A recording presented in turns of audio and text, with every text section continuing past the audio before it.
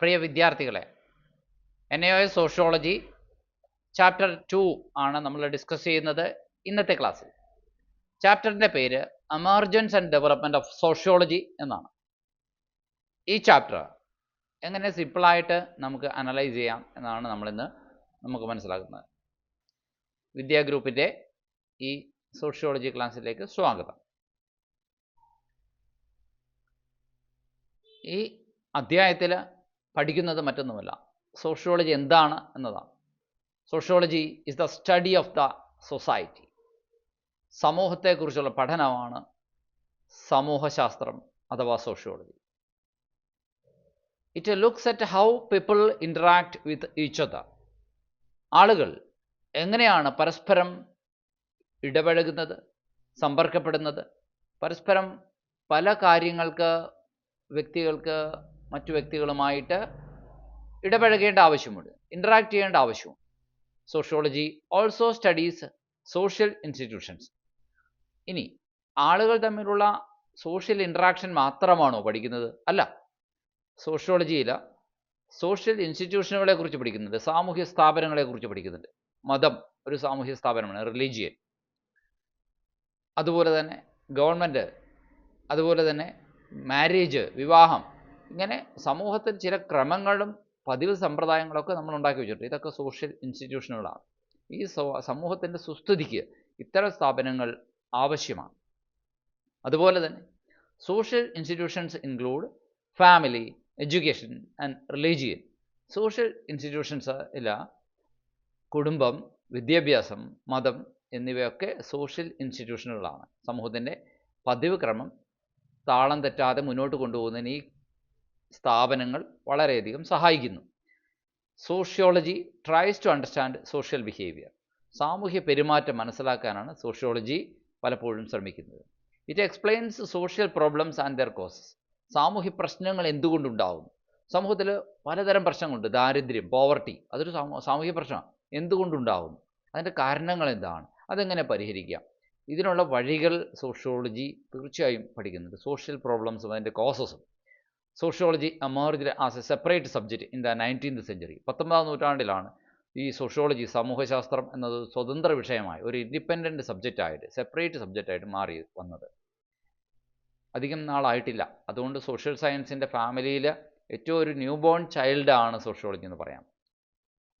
So industrialisation changed societies greatly. നോക്കൂ, വ്യവസായവൽക്കരണം വന്നപ്പോൾ സമൂഹങ്ങൾ വല്ലാതെ മാറിപ്പോയി. മുതലാളിമാരും തൊഴിലാളിമാരും ഒക്കെ ഉണ്ടായി. വ്യാവസായികവൽക്കരണം സമൂഹങ്ങളെ വളരെയധികം മാറ്റി. ആളുകൾ ഗ്രാമങ്ങളിൽ നിന്ന് തൊഴിലന്വേഷിച്ച് നഗരങ്ങളിലേക്ക് നീങ്ങി. People moved from villages to cities. അങ്ങനെ നഗരവൽക്കരണം പുതിയ സാമൂഹ്യ പ്രശ്നങ്ങൾ സൃഷ്ടിച്ചു. This kind of urbanisation created new social problems. French വിപ്ലവം സമൂഹശാസ്ത്രത്തെ വല്ലാതെ സ്വാധീനിച്ചു. അതാണ് രണ്ടാമത്തെ പ്രശ്നം. അപ്പോൾ ഒന്നാമത്തെ പ്രശ്നം നഗരവൽക്കരണമാണ്, അർബനൈസേഷനാണ്. അതിനു മുമ്പ് ഇൻഡസ്ട്രിയലൈസേഷനാണ്. അപ്പോൾ ഇൻഡസ്ട്രിയലൈസേഷൻ സമൂഹത്തിൽ മാറ്റങ്ങളുണ്ടാക്കി. സമൂഹത്തിൽ മാറ്റങ്ങളുണ്ടാക്കാൻ കാരണമായ കാര്യങ്ങൾ എന്തൊക്കെയാണെന്നാണ് നമ്മൾ ചർച്ച ചെയ്യുന്നത്. ആദ്യം നമ്മൾ പറയുന്നത് വ്യവസായവൽക്കരണം, രണ്ടാമത് നഗരവൽക്കരണം. വ്യവസായവൽക്കരണത്തിൻ്റെ ചുവട് പിടിച്ചാണ് നഗരവൽക്കരണം ഉണ്ടായത്. ഗ്രാമങ്ങളിലുള്ള ആൾക്കാരൊക്കെ നഗരങ്ങളിലേക്ക് ജോലി അന്വേഷിച്ച് വന്നു. അവർ ഫാക്ടറികൾക്ക് അടുത്ത് ഒരു ചെറിയ കുടിലൊക്കെ കെട്ടി, അല്ലെങ്കിൽ ടെൻ്റൊക്കെ കെട്ടി താമസിച്ചു, എളുപ്പത്തിന് ജോലിക്ക് പോകാൻ വേണ്ടിയിട്ട്. അങ്ങനെ അവിടെ ഒരു ചേരി രൂപീകരിച്ചു. ചേരികളിലുള്ളവരൊക്കെ ദരിദ്രരായ മനുഷ്യരായിരുന്നു. എന്നാൽ ഫാക്ടറി നടത്തുന്ന മുതലാളിമാർ സമ്പന്നന്മാരായിരുന്നു. ഇതൊക്കെ നമുക്കറിയാവുന്ന കാര്യങ്ങളാണ്. അങ്ങനെ ഈ നഗരവൽക്കരണവും അർബനൈസേഷനും ഇൻഡസ്ട്രിയലൈസേഷനും കൂടാണ്ട് സോഷ്യൽ ചേഞ്ചിന് കാരണമായ മറ്റൊരു കാര്യമാണ് ഫ്രഞ്ച് വിപ്ലവം, ഫ്രഞ്ച് റവല്യൂഷൻ. സമൂഹത്തിലെ 3 തട്ടുകളിലായിട്ട്, ഒന്നാം എസ്റ്റേറ്റ്, രണ്ടാം എസ്റ്റേറ്റ്, മൂന്നാം എസ്റ്റേറ്റ് എന്നൊക്കെ കഴിഞ്ഞിരുന്ന മനുഷ്യർ സമത്വത്തിന് വേണ്ടി ദാഹിച്ചു. അങ്ങനെ അവർ വലിയ വിപ്ലവങ്ങളുണ്ടാക്കി. താഴെത്തട്ടിലുള്ളവരെ അടിച്ചമർത്തുന്ന മേൽത്തട്ടുകാർക്കെതിരെ അവർ പ്രതികരിച്ചു. രക്തം ചിന്തിയ ഒരു വിപ്ലവമായിരുന്നു. പ്രഭുക്കന്മാരെ ഇല്ലാതാക്കി ജനങ്ങളുടെ ഭരണം സ്ഥാപിക്കുകയായിരുന്നു. സ്വാതന്ത്ര്യം, സമത്വം, സാഹോദര്യം എന്നീ ആശയങ്ങൾ ജനമനസ്സുകളിൽ ഉണർത്താനായിട്ട് വോൾട്ടയർ, റൂസോ, മോണ്ടസ്ക്യൂ എന്നിവരെ പോലുള്ള ചിന്തകന്മാർക്ക് ഫ്രാൻസിൽ അന്ന് കഴിഞ്ഞു. അങ്ങനെ 1789 നടന്ന ഫ്രഞ്ച് വിപ്ലവം അതിനും നമ്മുടെ സോഷ്യോളജി എന്ന സയൻസിൻ്റെ ഡെവലപ്മെൻറ്റിനെ വല്ലാതെ സ്വാധീനിച്ചിട്ടുണ്ട്. French revolution influenced sociology. സമൂഹങ്ങൾ വേഗത്തിൽ മാറാൻ കഴിവുള്ള ഒന്ന് തന്നെയാണ്. Societies can change fastly or quickly. ഈ കാര്യമാണ് ഇതൊക്കെ നമുക്ക് കാണിച്ചു തന്നത്. അങ്ങനെ സാമൂഹ്യശാസ്ത്രം ഒരു സാമൂഹ്യ മാറ്റങ്ങളെ മനസ്സിലാക്കാൻ പറ്റിയ ഒന്നായിട്ട് പിന്നീട് ഡെവലപ്പ് ചെയ്തു വരികയാണ്. Sociology developed to understand social change. ആദ്യകാല സോഷ്യോളജിയിലെ ചിന്തകർ സമൂഹത്തിൻ്റെ ഘടനയിൽ മനസ്സിലാക്കുന്നതിലാണ് വലിയ താല്പര്യം കാണിച്ചത്. സൊസൈറ്റിയുടെ സ്ട്രക്ചറിനെ കുറിച്ചാണ്. അപ്പോൾ സമൂഹത്തിനൊരു മനുഷ്യ ശരീരത്തിനൊരു ഘടനയുള്ളതുപോലെ കൈയും കാലും തലയും അവയവങ്ങളും ഒക്കെ ഉള്ളതുപോലെ ഓർഗനൈസ്ഡ് ആയിട്ടുള്ള ഒരു സ്ട്രക്ചർ സമൂഹത്തിനുമുണ്ട് എന്ന് അത്തരം കാര്യങ്ങളെക്കുറിച്ച് പഠിക്കാനാണ് ആദ്യകാല സോഷ്യോളജിസ്റ്റുകൾ ചിന്തകർ പ്രാധാന്യം കൊടുത്തത്. അഗസ്റ്റ് കംതാണ് സോഷ്യോളജിയുടെ പിതാവ്. നമുക്കറിയാം ഏതാണ്ട് 150 വർഷത്തോളം മാത്രമേ ആയിട്ടുള്ളൂ സോഷ്യോളജിയുടെ ചരിത്രം. അതായത് പുതിയതായി ഉണ്ടായി വന്നതാണ്. Early thinkers were interested in society's structure. Auguste Comte is called the father of sociology. Sociology എന്ന പദം ആദ്യമായി ഉപയോഗിച്ചത് ഈ അഗസ്റ്റ് കംതാണ്. അഗസ്റ്റ് കംത് സമൂഹത്തെ ശാസ്ത്രീയമായി പഠിക്കാം എന്ന് വിശ്വസിച്ച ആളാണ്. Auguste Comte is called the father of sociology. അപ്പോൾ അദ്ദേഹം സാമൂഹ്യ സ്ഥിതി സിദ്ധാന്തത്തിൻ്റെ ആശയമാണ് അവതരിപ്പിച്ചത്. He used the term sociology first. സോഷ്യോളജിയിൽ ഒരു സൊസൈറ്റി എന്ന് പറയുന്നത് സ്റ്റാറ്റിക്കാണ്, ഒരു തൽസ്ഥിതിയിൽ തന്നെ തുടരാൻ ആഗ്രഹിക്കുന്ന ഒന്നാണ് എന്ന ആശയമാണ് അദ്ദേഹം ആദ്യം അവതരിപ്പിച്ചത്. പക്ഷേ വീണ്ടും മനസ്സിലാക്കി സമൂഹം ഒരു വശത്ത് society Comte believed that society could be studied scientifically. He introduced the idea of social statics. Social statics എന്ന് വെച്ചാൽ സമൂഹത്തിൻ്റെ ആ അനക്കമില്ലാതെ അതേപടി തുടരാനുള്ള ആ ഒരു പ്രവണത, ടെൻഡൻസി, അതാണ്. സമൂഹത്തിൻ്റെ സ്ഥിതികൾ, സമൂഹത്തിൻ്റെ ക്രമത്തെയും സ്ഥിരതയെയും കുറിച്ചാണ് പഠിക്കുക. അങ്ങനെ അഗസ്റ്റ് കംത് സാമൂഹ്യ ഗതിശാസ്ത്രം വേറെ ഒന്ന് പിന്നീട് അവതരിപ്പിച്ചു. ഡൈനാമിക്സാണ് ഗതിശാസ്ത്രം എന്ന് പറഞ്ഞാൽ ഡൈനാമിക്സാണ്. സോഷ്യൽ ഡൈനാമിക്സും അദ്ദേഹം സമൂഹത്തിൽ മാറ്റങ്ങളുണ്ട്, ചേഞ്ച്. ഡൈനാമിക് എന്ന് പറഞ്ഞാൽ സ്റ്റാറ്റിക്കിൻ്റെ ജസ്റ്റ് ഓപ്പോസിറ്റ് ആണെന്ന് ഓർക്കണേ. ആദ്യം സ്റ്റാറ്റിക്, സോഷ്യൽ സ്റ്റാറ്റിക് എന്നുള്ള ഐഡിയ ആണ്, സ്റ്റാറ്റിക് എന്ന ഐഡിയ ആണ് അഗസ്റ്റ് കംത് പഠിച്ചതെങ്കിൽ പിന്നീട് അദ്ദേഹം സൊസൈറ്റിയിൽ ചേഞ്ചസും ഉണ്ട്, സ്ഥിരതാവസ്ഥയും മാത്രമല്ല മാറ്റങ്ങളുമുണ്ട് സൊസൈറ്റിയിൽ എന്ന കാര്യം പഠിച്ചു. അപ്പോൾ സോഷ്യൽ സ്റ്റാറ്റിക്സ് പഠിക്കുന്നത് സോഷ്യൽ ഓർഡറും സോഷ്യൽ സ്റ്റെബിലിറ്റിയാണ്. കാരണം സമൂഹം സ്ഥിരമായി അങ്ങനെ നിൽക്കുമ്പോഴാണ് ഒരു ക്രമം രൂപപ്പെടുന്നതും സ്ഥിരതയുണ്ടാകുന്നതും. അതേസമയം സോഷ്യൽ ഡൈനാമിക്സിൽ പഠിക്കുന്നത് ഇതിൻ്റെ ജസ്റ്റ് ഓപ്പോസിറ്റാണ്. സാമൂഹ്യ ഗതിശാസ്ത്രം അഥവാ സോഷ്യൽ ഡൈനാമിക്സ് സമൂഹത്തിലെ മാറ്റത്തെക്കുറിച്ചാണ് പഠിക്കുന്നത്. Social dynamics study about social change. Auguste Comte സോഷ്യോളജിയിലെ സിദ്ധാന്തപരവും പ്രായോഗികമായ രണ്ട് ഭാഗങ്ങളായിട്ട് അതിനെ വിഭജിച്ചു. തിയറട്ടിക്കൽ, പ്രാക്ടിക്കൽ എന്നിങ്ങനെ രണ്ടായിട്ട്. തിയറട്ടിക്കൽ സോഷ്യോളജി എന്ന് പറഞ്ഞാൽ സ്കൂളിലും യൂണിവേഴ്സിറ്റികളിലും ഡാറ്റ വെച്ചിട്ട് സ്ഥിതിവിവര കണക്കുകളുടെയൊക്കെ അടിസ്ഥാനത്തിൽ നമുക്ക് റഫറൻസ് ഗ്രന്ഥങ്ങളൊക്കെ നോക്കി മനസ്സിലാക്കി പഠിക്കാനും അത് പുസ്തകങ്ങളും ഗ്രന്ഥങ്ങളും എഴുതി തയ്യാറാക്കാനും ഒക്കെ സാധിക്കുന്ന തിയറട്ടിക്കൽ ആയിട്ടുള്ളൊരു വശമുണ്ട് സോഷ്യോളജി. അതുപോലെ ഈ തിയറീനെ നമുക്ക് തിയറട്ടിക്കൽ നോളജിനെ നമ്മൾ അപ്ലൈ ചെയ്താൽ നമുക്ക് എന്ത് ചെയ്യും, പ്രാക്ടിക്കൽ സോഷ്യോളജി, അതായത് കമ്മ്യൂണിറ്റി പ്രോജക്റ്റുകൾ, അതുപോലെ തന്നെ പാവങ്ങളെ സഹായിക്കൽ, ഇതൊക്കെ പ്രാക്ടിക്കൽ സോഷ്യോളജിയാണ്. അതുപോലെ തന്നെ നഗര ആസൂത്രണം, ഇതൊക്കെ പ്രാക്ടിക്കൽ സോഷ്യോളജിയുടെ വശങ്ങളാണ്. അതിനൊക്കെ ഈ തിയറികൾ പഠിച്ചിട്ട് അത് നമുക്ക് ആ നോളജ് നമുക്ക് അപ്ലൈ ചെയ്താൽ തിയറിയെ പ്രാക്ടീസിലേക്ക് കൊണ്ടുവരികയാണ് നമുക്ക് വാസ്തവത്തിൽ ചെയ്യേണ്ടത്. തിയറട്ടിക്കൽ സോഷ്യോളജി അതുപോലെ തന്നെ പ്രാക്ടിക്കൽ സോഷ്യോളജി എന്നീ രണ്ട് ഭാഗങ്ങളായിട്ട് സോഷ്യോളജിയെക്കുറിച്ച് പഠിക്കണം എന്ന് അഗസ്റ്റ് കംത് അതിനെ രണ്ടായിട്ട് തിരിച്ചു. Theoretical sociology studies ideas, concepts and social laws to understand about the society. സൊസൈറ്റിയെക്കുറിച്ച് മനസ്സിലാക്കാനുള്ള ഐഡിയാസ്, കോൺസെപ്റ്റുകൾ, സോഷ്യൽ ലോസ്, ഇതൊക്കെയാണ്. എന്നാൽ practical sociology applies these ideas to solve real world social problems. Practical സോഷ്യോളജിയിൽ ഈ നമ്മൾ പുസ്തകത്തിലൂടെ, തിയറികളിലൂടെ, സിദ്ധാന്തങ്ങളിലൂടെ പഠിക്കുന്ന കാര്യങ്ങളെ യഥാർത്ഥ ലോകത്തെ സാമൂഹ്യ പ്രശ്നങ്ങൾ പരിഹരിക്കാൻ എങ്ങനെ ഉപയോഗപ്പെടുത്താം, എങ്ങനെയാണ് ദാരിദ്ര്യം നിർമ്മാർജ്ജനം ചെയ്യാൻ കഴിയുക, എങ്ങനെയാണ് ദരിദ്രരെ നമുക്ക് നന്നായി സഹായിക്കാൻ കഴിയുക, എങ്ങനെയാണ് നമ്മുടെ സമൂഹത്തിന് വേണ്ടിയിട്ട് പുതിയ പുതിയ പ്രോജക്റ്റുകൾ ഡിസൈൻ ചെയ്യാൻ കഴിയുക, എങ്ങനെയാണ് നഗരാസൂത്രണം കൊണ്ടുവരാൻ കഴിയുക, ഇത്തരത്തിലുള്ള എന്ത് ചെയ്യുന്നത് സമൂഹത്തെ നന്നാക്കാൻ വേണ്ടിയിട്ടുള്ള കാര്യങ്ങൾക്ക് ഈ തിയറികൾ ഉപയോഗപ്പെടുത്താൻ കഴിയും എന്ന് ആണ് മനസ്സിലാക്കിയത്. സമൂഹശാസ്ത്രം സമൂഹത്തെ മെച്ചപ്പെടുത്താൻ വേണ്ടി പ്രയോജനപ്പെടുത്താൻ കഴിയും എന്ന് അദ്ദേഹം വിശ്വസിച്ചു. ഈ believed sociology could improve society. Karl Marx വർഗവും സാമൂഹിക അസമത്വവും നന്നായി പഠിച്ച ആളാണ്, നമുക്കറിയാം. ഇനി കാറൽ മാർക്സ് സമൂഹം സാമ്പത്തിക ഘടകങ്ങൾ കൊണ്ട് രൂപപ്പെടുന്നു എന്ന് വിശ്വസിച്ച ആളാണ്. Karl Marx studied class and social inequality. Marx believed society is shaped by economic factors. Society സാമ്പത്തിക ഘടകങ്ങളാൽ രൂപപ്പെട്ടിരിക്കുന്നു എന്ന് മാർക്സ് നന്നായി വിശ്വസിച്ചു. He focused on the conflict between rich and the poor. പാവപ്പെട്ടവരും സമ്പന്നരും തമ്മിലുള്ള സംഘർഷത്തിലാണ് അദ്ദേഹത്തിൻ്റെ ഫോക്കസ് ഉണ്ടായിരുന്നത്. സമ്പന്നരും ദരിദ്രരും തമ്മിലുള്ള സംഘർഷത്തിൽ അദ്ദേഹം ശ്രദ്ധ കേന്ദ്രീകരിച്ചു. അപ്പോൾ ചരിത്രം എന്നത് വർഗസമരങ്ങളുടെ കഥ കൂടിയാണ് എന്ന്, ഹിസ്റ്ററി ഒരു ക്ലാസ് സ്ട്രഗിളിൻ്റെ കഥ കൂടിയാണ് എന്ന് മാർക്സിനെ പോലുള്ളവർ നമ്മെ പഠിപ്പിച്ചു. Marx saw history as a struggle between classes. ചരിത്രം എന്നത് സമ്പന്നവർഗവും ദരിദ്രവർഗവും തമ്മിലുള്ള പോരാട്ടമാണ് എന്ന് മാർക്സ് പറയും. Max Weber studied society differently. അതേസമയം ഇനിയും വേറൊരു ചിന്തകനുണ്ട്, അദ്ദേഹമാണ് ജർമ്മൻകാരനായിട്ടുള്ള മാക്സ് വെബർ. അദ്ദേഹം സമൂഹത്തെക്കുറിച്ച് വളരെ വ്യത്യസ്തമായ രീതിയിലാണ് പഠിച്ചത്. Max Weber focused on ideas and values. Max വെബറുടെ പഠനത്തിൻ്റെ ശ്രദ്ധ കൂടുതലും അതിൻ്റെ ആശയങ്ങൾക്കും അതുപോലെ തന്നെ മൂല്യങ്ങൾക്കും പ്രാധാന്യം നൽകി എന്ന് വേണമെങ്കിൽ പറയാം. മാക്സ് വെബറുടെ ആശയങ്ങൾ മൂല്യങ്ങൾക്കും ആശയങ്ങൾക്കും പ്രാധാന്യം നൽകി, മുൻതൂക്കം നൽകി. ഈ believed culture affects social life. അദ്ദേഹം ഓരോ നാടിനും ഓരോ സംസ്കാരമുണ്ടെന്നും ആ നാടിൻ്റെ സംസ്കാരങ്ങൾ ആ നാടിൻ്റെ സാമൂഹ്യ ജീവിതത്തെ സ്വാധീനിക്കും എന്നും മനസ്സിലാക്കിയ ആളാണ് മാക്സ് വെബർ. ജർമ്മൻകാരനായിട്ടുള്ള സോഷ്യോളജിസ്റ്റാണ് അദ്ദേഹം. സംസ്കാരം സാമൂഹ്യ ജീവിതത്തെ ബാധിക്കുന്നു എന്ന് അദ്ദേഹം വിശ്വസിച്ചു. Max Weber's vision of society, അതുപോലെ തന്നെ ബ്യൂറോക്രസിയിലൂടെ, അതായത് ഉദ്യോഗസ്ഥന്മാരെ കൊണ്ട് നല്ല രീതിയിൽ കാര്യങ്ങൾ ക്രമപ്പെടുത്തിക്കൊണ്ട് ഭരിച്ചുകൊണ്ട് ഒരു സമൂഹത്തിന് ക്ഷേമം കൊണ്ടുവരാൻ എങ്ങനെ കഴിയും അതിനെക്കുറിച്ച് പഠിച്ച ആളാണ് ഈ ജർമ്മൻകാരനായിട്ടുള്ള sociologist Max Weber. Weber introduced the idea of bureaucracy. Weber bureaucracy എന്ന ആശയം അവതരിപ്പിച്ചു. ബ്യൂറോക്രസി ഒരു ഔപചാരിക സംഘടനാ ഘടനയാണ്. Bureaucracy is a formal organisation structure. According to Weber, a pure or ideal type of bureaucracy is characterized by hierarchy of authority. അതായത് അധികാരങ്ങൾ തട്ടുതട്ടായിട്ട് മേളിലേക്ക് ഇങ്ങനെ പോകണം. അതായത് മേലാധികാരി, അദ്ദേഹത്തിൻ്റെ കീഴുദ്യോഗസ്ഥൻ, അങ്ങനെ അധികാരം അങ്ങനെ ക്രമപ്പെടുത്തിയിരിക്കുന്നത്. A clear well defined vertical സ്ട്രക്ചറാണ് അദ്ദേഹം പറഞ്ഞത്. മുകളിൽ നിന്ന് താഴോട്ടുള്ള അധികാര ഉത്തരവാദിത്ത ബന്ധങ്ങളുടെ ഘടനയാണ് അദ്ദേഹം പറഞ്ഞത്.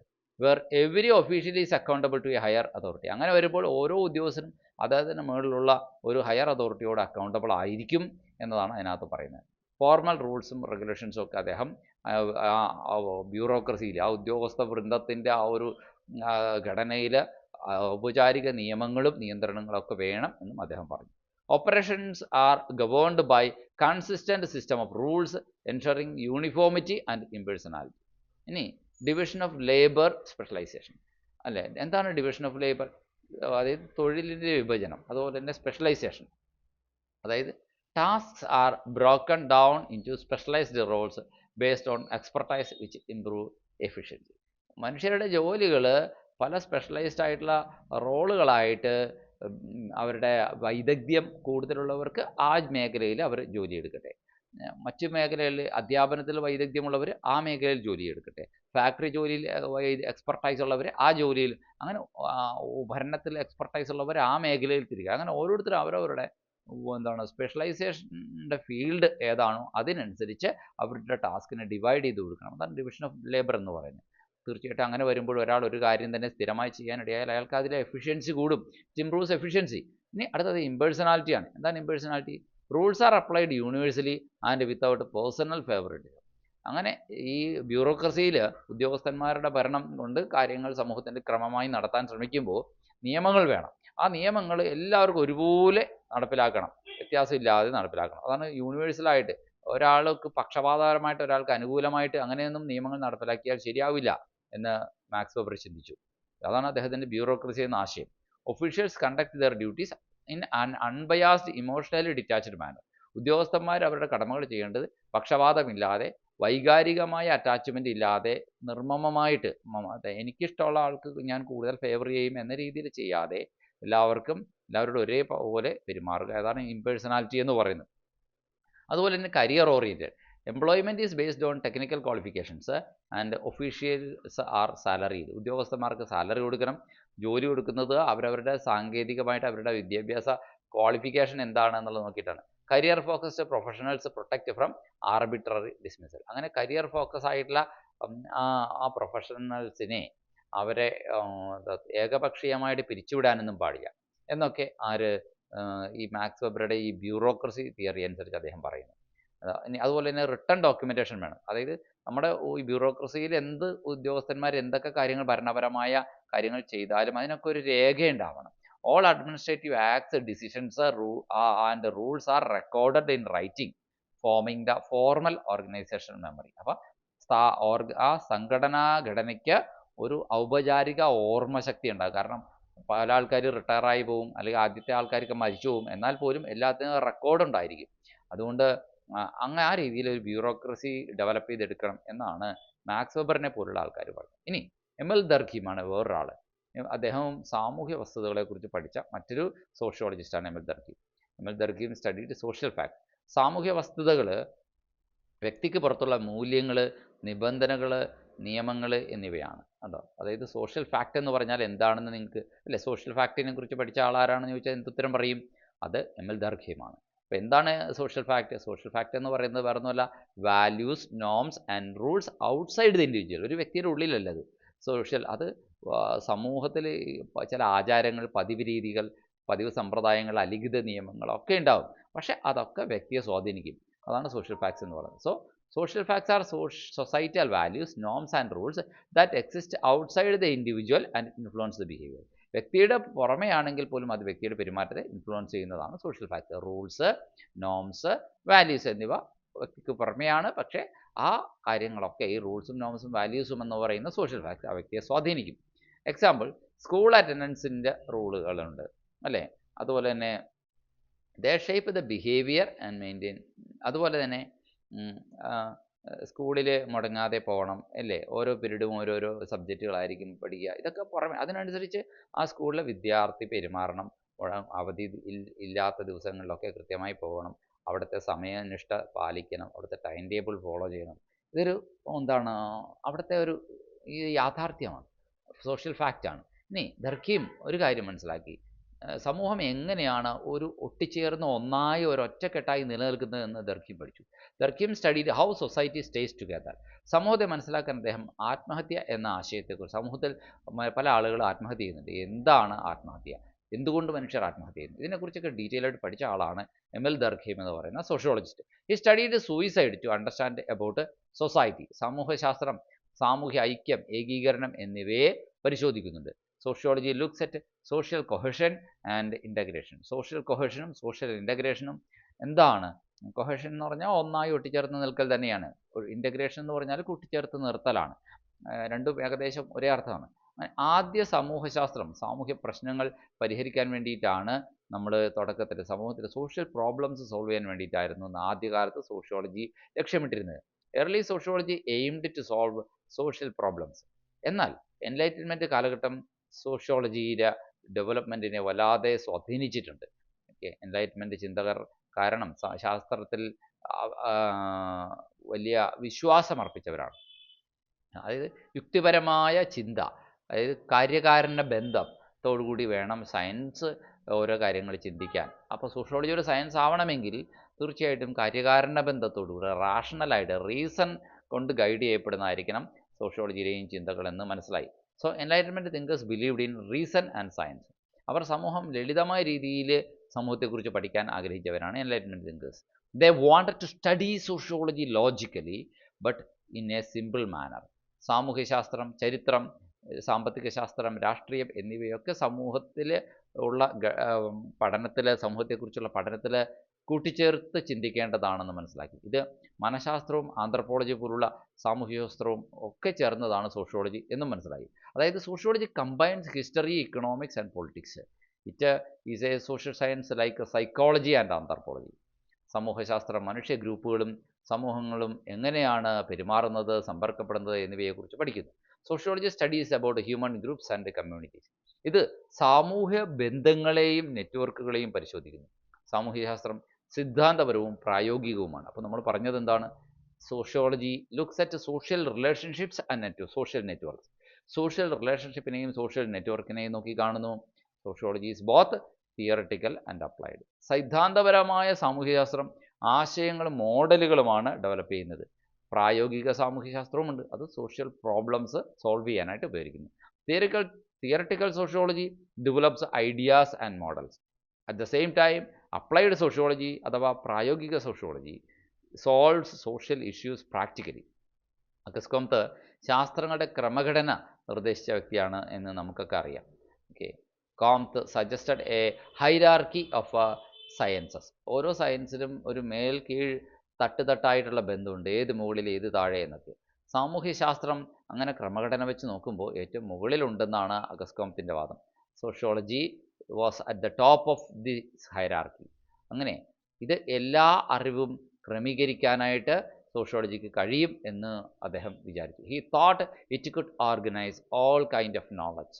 മാർക്സ് സമൂഹത്തിലെ സാമ്പത്തിക സംഘർഷത്തെ പ്രധാനമാക്കി. മാർക്സ് എന്ന് പറഞ്ഞാൽ നമുക്കറിയാം, ഒരു കമ്മ്യൂണിസ്റ്റ് ആചാര്യനാണ് കാർൾ മാർക്സ്. അദ്ദേഹം സോഷ്യോളജിസ്റ്റ് തന്നെയായിരുന്നു. അദ്ദേഹം ഒരു വശത്ത് ഒരു സാമ്പത്തിക ചിന്തകനും മറുവശത്ത് അദ്ദേഹം ഒരു സോഷ്യൽ തിങ്കറുമൊക്കെ ആയിരുന്നു. Marks emphasised economic conflict in society. സമൂഹത്തിൽ ഇക്കണോമിക് കോൺഫ്ലിക്റ്റ് ഉണ്ട് എന്ന്, സാമ്പത്തിക സംഘർഷങ്ങൾ സമൂഹത്തിലുണ്ട് എന്ന് അദ്ദേഹം മനസ്സിലാക്കി. അതിന് അദ്ദേഹം പ്രാധാന്യം കൊടുത്തു, എംഫസൈസ് കൊടുത്തു. വിപ്ലവങ്ങൾ വഴി സമൂഹത്തിന് മാറ്റങ്ങൾ സംഭവിക്കും. Social change is possible through revolutions. ഇതാണ് അദ്ദേഹം വിശ്വസിച്ചത്. He believed society changes through revolutions. വിപ്ലവങ്ങളിലൂടെ സമൂഹം മാറും എന്ന് അദ്ദേഹം വിശ്വസിച്ചു. മാർക്സ് പല രാഷ്ട്രീയ പ്രസ്ഥാനങ്ങൾക്കും പിന്നീട് പ്രചോദനമായി. നമുക്കറിയാം, മാർക്സിസം എന്ന് പറയുന്ന ഇസം തന്നെ ഉണ്ടായി. Marks inspired many political movements. അങ്ങനെ ഇനി വേറൊരു ആളാണ് നമുക്കറിയാം, എമിൽ ദർഖീം, ആത്മഹത്യയെക്കുറിച്ചൊക്കെ പഠിച്ച ആൾ. അപ്പോൾ Durkheim emphasised social norms and laws. Social നോംസിനെ കുറിച്ച്, സാമൂഹ്യ നിബന്ധനകൾ, പതിവ് സമ്പ്രദായങ്ങൾ, അലിഖിത നിയമങ്ങൾ, അതുപോലെ തന്നെ വാല്യൂസ്, സാമൂഹ്യ നിയമങ്ങൾ, അതിനൊക്കെ അദ്ദേഹം വലിയ പ്രാധാന്യം കൊടുത്തു എന്ന് പറയും. He believed society can influence individuals behaviour.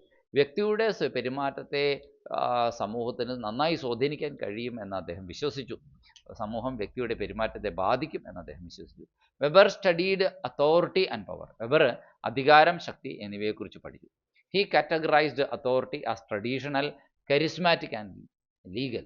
അധികാരം പരമ്പരാഗതമാണ്, അതുപോലെ തന്നെ അത് കരിസ്മാറ്റിക് ആണ്. എന്ന് വെച്ച് കഴിഞ്ഞാൽ വ്യക്തിപ്രഭാവമുള്ള ഒന്നാണ്. അത് ലീഗലാണ്, നിയമപരമാണ്. അതോറിറ്റിയെക്കുറിച്ച് അദ്ദേഹം അങ്ങനെ പഠിച്ചു, Emile Durkheim. Sociology studies both small and large groups. സമൂഹശാസ്ത്രം ചെറിയ ഗ്രൂപ്പുകളും വലിയ ഗ്രൂപ്പുകളും ഇവയെക്കുറിച്ചൊക്കെ പഠിക്കുകയാണ് ചെയ്യുന്നത്. അപ്പം തന്നെ it is observes families, schools and work place. ഇത് കുടുംബങ്ങൾ, സ്കൂളുകൾ, തൊഴിൽ സ്ഥലങ്ങൾ എന്നിവയെ നിരീക്ഷിക്കുന്നുണ്ട്. Sociology examines social roles and status. സമൂഹശാസ്ത്രം സാമൂഹിക പങ്കുകളെക്കുറിച്ച്, ഒരു സമൂഹത്തിലെ എന്ത് റോളുണ്ട് എന്നുള്ളതിനെക്കുറിച്ചും സമൂഹത്തിൻ്റെ സ്റ്റാറ്റസ്, അതായത് സമൂഹത്തിൻ്റെ സ്ഥിതി എന്താണ് തുടങ്ങിയ കാര്യങ്ങളെക്കുറിച്ചൊക്കെ അത് പഠിക്കുന്നുണ്ട്. ഒപ്പം തന്നെ സ്റ്റാറ്റസ് എന്താണ്, സമൂഹത്തിൻ്റെ സ്ഥിതി എന്നതുകൊണ്ട് എന്താണ് ഉദ്ദേശിച്ചത്? Status can be ascribed or achieved. ഒരു വ്യക്തിയുടെ സ്ഥിതി എന്ന് പറയുന്നത്, അയാളുടെ പൊസിഷൻ അല്ലേ, അത് നമുക്ക് രണ്ട് രീതിയിൽ നേടിയെടുക്കാം. ഒന്ന് ജന്മം കൊണ്ട് നേടിയെടുക്കാം, അതാണ് ആസ്ക്രൈബ്ഡ് സ്റ്റാറ്റസ് എന്ന്. പിന്നെ പരിശ്രമം കൊണ്ട് നമുക്കൊരു പൊസിഷൻ സമൂഹത്തിൽ നേടിയെടുക്കാം. ഒരാൾ ജഡ്ജാവുക, ഒരു പോലീസ് ഓഫീസർ ആവുക, ഒരു അധ്യാപകനാവുക. അപ്പോൾ ഹാർഡ് വർക്ക് ചെയ്ത് പഠിച്ച് അതിനുവേണ്ടി ട്രെയിനിങ് ഒക്കെ കഴിഞ്ഞിട്ടാണ് അയാൾ ആ അവസ്ഥയിലേക്ക് എത്തിച്ചേരുക. അപ്പോൾ അത് അച്ചീവ്ഡ് ആണ്.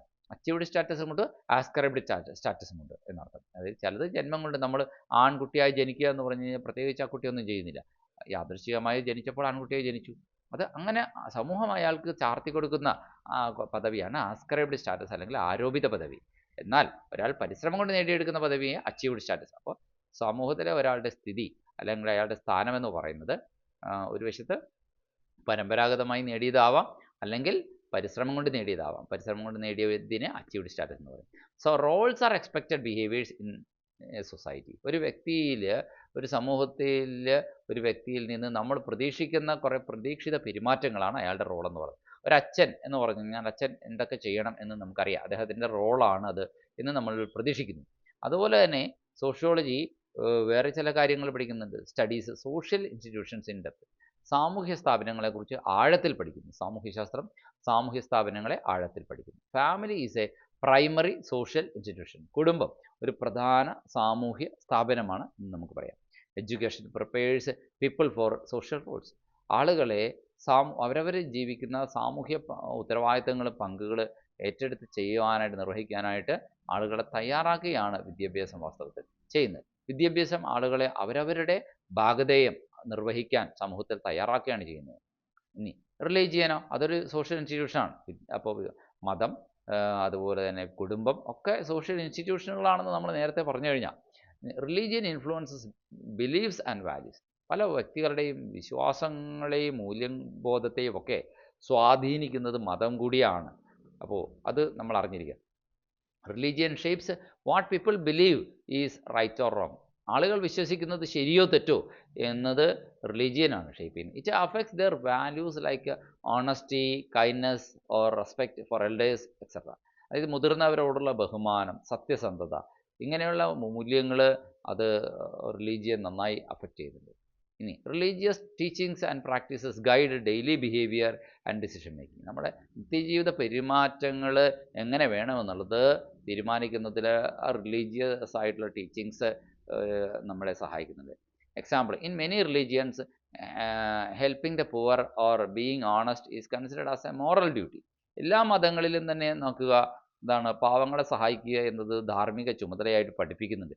അതുപോലെ തന്നെ സത്യസന്ധത ജീവിതത്തിൽ പുലർത്തുക എന്നത് എല്ലാ മതങ്ങളും പഠിപ്പിക്കുന്നു. അപ്പോൾ അത് നമ്മുടെ വാല്യൂ സിസ്റ്റം, നമ്മുടെ ഉള്ളിലുള്ള മൂല്യബോധത്തെ വളർത്തിയെടുക്കാനായിട്ട് അപ്പോൾ സഹായിക്കുന്നുണ്ട്. ഇനി politics organises power and governance. സമൂഹത്തിൽ പൊളിറ്റിക്സ് അപ്പോൾ എന്താ ചെയ്യുന്നത്, മതം എന്താ ചെയ്യുന്നതെന്ന് പഠിച്ചു. ഇനി രാഷ്ട്രീയം എന്താ ചെയ്യുന്നത്, അത് രാഷ്ട്രീയ ശക്തിയും ഭരണ സംവിധാനവും എങ്ങനെ വേണമെന്നുള്ളത് ക്രമീകരിക്കാൻ ചെയ്യുന്നു. Sociology looks at social norms and customs. Sociology നോക്കിക്കാണുന്നത് സാമൂഹികമായിട്ടുള്ള ആ പതിവ് അലിഖിത നിയമങ്ങളെയും ആചാര രീതികളെയും നോക്കിക്കാണുന്നു. Norms guide behaviour in society. അതായത് വ്യക്തിയുടെ പെരുമാറ്റം എങ്ങനെ ആയിരിക്കണം എന്നുള്ളതിനെ ഗൈഡ് ചെയ്യുന്നതാണ് നോംസ്. കസ്റ്റംസ് എന്നത് വേറൊരു കാര്യമാണ്, ആചാര രീതികൾ എന്നൊക്കെ പറയാം, അതാണ് കസ്റ്റംസ്. ഒരു പരമ്പരാഗതമായി പിന്തുടർന്നു പോരുന്ന ശീലങ്ങളാണ് കസ്റ്റംസ് എന്ന് പറയുന്നത്. അപ്പോൾ സാമൂഹ്യശാസ്ത്രം സാമൂഹ്യ നിബന്ധനകളെയും സോഷ്യൽ നോംസിനെയും ആചാര രീതികളെയും കസ്റ്റംസിനെയും കുറിച്ച് പരിശോധിക്കുന്നുണ്ട്. Sociology studies socialisation of individuals. അതുപോലെ തന്നെ വ്യക്തികളെ സമൂഹത്തിൽ എങ്ങനെ പെരുമാറണമെന്ന് പഠിപ്പിക്കണം. ഓരോ കുടുംബത്തിൽ ജനിച്ചു വീഴുന്ന കുഞ്ഞുങ്ങളെയും മാതാപിതാക്കന്മാർ, കുടുംബം അംഗങ്ങൾ, അല്ലെങ്കിൽ സഹപാഠികളിൽ നിന്നൊക്കെ, അല്ലെങ്കിൽ അധ്യാപകരിൽ നിന്നൊക്കെ സമൂഹത്തിൽ പെരുമാറേണ്ട ശരിയായ രീതികൾ പഠിച്ചിട്ടാണ് നമ്മളൊക്കെ വന്നിരിക്കുന്നത്. അതാണ് സോഷ്യലൈസേഷൻ എന്ന് പറയുന്നത്. അങ്ങനെ വ്യക്തികളുടെ ഇൻഡിവിജ്വൽസിൻ്റെ സോഷ്യലൈസേഷൻ പഠിക്കുന്നുണ്ട്. അതായത് സമൂഹത്തിലെ പെരുമാറ്റത്തെ ഈ പറയുന്ന സോഷ്യൽ നോംസ്, സാമൂഹ്യ പെരുമാറ്റ നിയന്ത്രണ നിയമങ്ങൾ നമ്മളെ പഠിപ്പിക്കുന്നു, നയിക്കുന്നു. Socialisation teachers norms and values. Childhood and education are important for socialisation. ഉണ്ടോ, സോഷ്യലൈസേഷന് നമ്മുടെ ബാല്യകാലത്തിലുള്ള ശീലങ്ങൾ പഠിപ്പിക്കലുകളൊക്കെ നമുക്ക് സഹായകരമാണ്. Sociology examines social change over time. കാലങ്ങൾ കൊണ്ട് ഉണ്ടാകുന്ന ആ മാറ്റം തീർച്ചയായിട്ടും എന്ത് ചെയ്യുന്നുണ്ട്, സോഷ്യോളജി നമ്മൾ നന്നായിട്ട് പഠിക്കുന്നുണ്ട്. ഇനി സാമൂഹ്യവൽക്കരണം, നിബന്ധനകളും മൂല്യങ്ങളും പഠിപ്പിക്കുന്നു. ബാല്യവും വിദ്യാഭ്യാസവും ഒക്കെ സോഷ്യോളജിയിലെ സോഷ്യലൈസേഷന്, സാമൂഹ്യവൽക്കരണത്തിന് വളരെ പ്രധാനമാണെന്ന് നമ്മൾ പറഞ്ഞു. ഇനി അതുപോലെ തന്നെ നോക്കുന്ന വേറൊരു കാര്യമാണ്, സമൂഹശാസ്ത്രം കാലക്രമത്തിൽ സാമൂഹ്യ മാറ്റത്തെ പരിശോധിക്കുന്നുണ്ട് എന്നുള്ളതാണ് പറഞ്ഞു വരുന്നത്. ഓക്കെ, സോ അർബനൈസേഷൻ വന്നു, നഗരവൽക്കരണം ഉണ്ടായി, വ്യവസായവൽക്കരണം ഉണ്ടായി. ഇതൊക്കെ സമൂഹത്തിൽ മാറ്റങ്ങളാണ് കൊണ്ടുവന്നത്. ഫ്രഞ്ച് വിപ്ലവം സമൂഹത്തിൽ മാറ്റങ്ങൾ കൊണ്ടുവന്നില്ലേ? തീർച്ചയായിട്ടും ആ തട്ടുതട്ടായിട്ടുള്ള മേലധികാരി, കീഴധികാരി എന്നൊക്കെ ഉള്ള ആ ക്രമമൊക്കെ മാറി. ഒന്നാമത്തെ സ്റ്റേറ്റ്, രണ്ടാമത്തെ സ്റ്റേറ്റ്, മൂന്നാമത്തെ സ്റ്റേറ്റൊക്കെ മാറി. സമൂഹത്തിൽ സമത്വം കൊണ്ടുവരാനായിട്ട്, സമത്വം, സ്വാതന്ത്ര്യം, സാഹോദര്യം എന്നീ ആശയങ്ങൾ കൊണ്ടുവരാനായിട്ട് സഹായിച്ചു. Sociology examines social change over time. കാലക്രമത്തിൽ സമൂഹം എങ്ങനെയാണ് മാറുന്നത് എന്നാണ് സോഷ്യോളജി പരിശോധിക്കുന്നത്. Industrialisation brought rapid social change. കണ്ടോ, ഇൻഡസ്ട്രിയലൈസേഷൻ ദ്രുതഗതിയിലുള്ള വ്യവസായവൽക്കരണം വേഗത്തിലുള്ള സാമൂഹ്യ മാറ്റം കൊണ്ടുവന്നു. ഇനി urbanisation change life style and communities. അർബനൈസേഷനോ വ്യക്തിയുടെ ലൈഫ് സ്റ്റൈലിനെയും അതുപോലെ തന്നെ മറ്റ് സമൂഹങ്ങളുടെ ജീവിതശൈലിയിലും ഒക്കെ വലിയ മാറ്റങ്ങൾ കൊണ്ടുവന്നു എന്ന് പറയാം. നഗരവൽക്കരണം വ്യക്തിയുടെ ജീവിതശൈലിയിലും സമൂഹങ്ങളുടെ ജീവിതശൈലിയിലും ഒക്കെ മാറ്റങ്ങൾ കൊണ്ടുവന്നു. മോഡേൺ സൊസൈറ്റി സോഷ്യോളജി അപ്പോൾ പഠിക്കുന്നത് എന്താണ്? ഗ്ലോബലൈസേഷനെയും കൂടി പഠിക്കാൻ തയ്യാറായിരിക്കുകയാണ്. ആധുനിക സാമൂഹ്യശാസ്ത്രം ആഗോളവൽക്കരണവും പഠിക്കുകയാണ്. Globalisation connects people world wide. ലോകമെമ്പാടുമുള്ള മനുഷ്യരെ കണക്ട് ചെയ്യുകയാണ്. ആഗോളവൽക്കരണം ലോകമെമ്പാടുമുള്ള ആളുകളെ ബന്ധിപ്പിക്കാൻ. Sociology observes inequality in society. സമൂഹത്തിലുണ്ടായ അസമത്വങ്ങളെ സോഷ്യോളജി നിരീക്ഷിക്കുന്നുണ്ട്. Inequality can be based on class, caste or gender. അസമത്വം വർഗം, ജാതി, ലിംഗം എന്നിവയെ അടിസ്ഥാനമാക്കി ഉണ്ടാകാം. Sociology studies social problems like poverty. സാമൂഹ്യശാസ്ത്രം ദാരിദ്ര്യം പോലുള്ള സാമൂഹ്യ പ്രശ്നങ്ങളെക്കുറിച്ച് പഠിക്കുന്നുണ്ട്. It also studies crime and deviance. ഇത് കുറ്റകൃത്യങ്ങളെക്കുറിച്ചും വഴിമാറിയിട്ടുള്ള മനുഷ്യരുടെ അബദ്ധ സഞ്ചാരങ്ങളെക്കുറിച്ചും പഠിക്കുന്നുണ്ട്. ഡിവിയൻസ് എന്ന് പറഞ്ഞാൽ എന്താണ്? സോഷ്യൽ നോംസിനെ ബ്രേക്ക് ചെയ്തുകൊണ്ടുള്ള ആൾക്കാരുടെ പോക്കാണ്. Deviance breaks social norms. വഴിമാറിയ സഞ്ചാരം സമൂഹത്തിൻ്റെ നിബന്ധനകളെ ലംഘിക്കുന്നു. Sociology suggest solutions to social problems. സാമൂഹ്യശാസ്ത്രങ്ങൾ ഇത്തരത്തിലുള്ള സാമൂഹ്യ പ്രശ്നങ്ങൾക്ക് പരിഹാരം നിർദ്ദേശിക്കുന്നു എന്നുള്ളതാണ് മറ്റൊരു കാര്യം. Sociology uses research methodologies to study society. സമൂഹത്തെക്കുറിച്ച് പഠിക്കുന്നതിന് റിസർച്ച് മെത്തഡോളജികൾ സോഷ്യോളജി ഉപയോഗിക്കുന്നു. സാമൂഹ്യശാസ്ത്രം ഗവേഷണ രീതികൾ ഉപയോഗിച്ച് സമൂഹത്തെക്കുറിച്ച് പഠിക്കുന്നു. മെത്തേഡ്സ് എന്ന് പറഞ്ഞാൽ എന്താണ്? Include observation and survey. പഠനത്തിന് സ്വീകരിക്കുന്ന, സമൂഹത്തെക്കുറിച്ച് പഠിക്കാനായിട്ട് സ്വീകരിക്കുന്ന പഠന സമ്പ്രദായങ്ങൾ, മെത്തഡോളജികൾ എന്തൊക്കെയാണ്?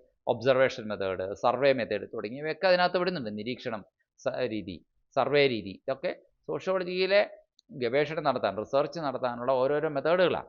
ഡാറ്റ, അതും വളരെ ആവശ്യമാണ്. കാരണം ശാസ്ത്രീയ വിഷയങ്ങൾക്കെല്ലാം ഡാറ്റ വളരെ പ്രധാനമാണ്.